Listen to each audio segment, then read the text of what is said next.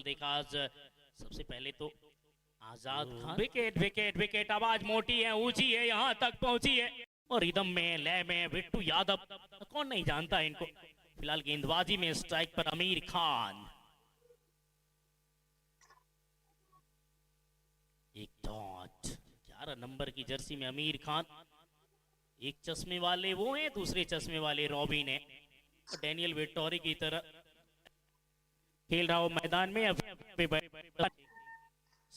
आमिर खान की अगली गेंद, एक और गेंद, बढ़िया गेंद, स्लोअर, धीमी ऑफ स्टंप की लाइन पर, क्या कमाल हो गई। तो फिर मामला थोड़ा सा, और बैट का सिरा लिया, रन के लिए आए हैं, क्या कमाल ओवर घटा है ये दूसरा। 4 पहली गेंद पर विकेट, यानी 7वीं गेंद पर दूसरे ओवर के।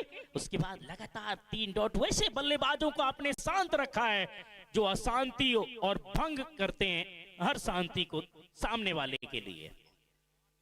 अगली गेंद, 5 ओवर का मुकाबला, पहले बैट में फिर हेड में, पहले लगी बैट में फिर लगी सिर में। 4 डॉट इनके सामने। Bittu Yadav 4 ball of the marks, अभी भी बाकी है। आमिर खान एक और डॉट, ये रहा विकेट, मेडन ओवर।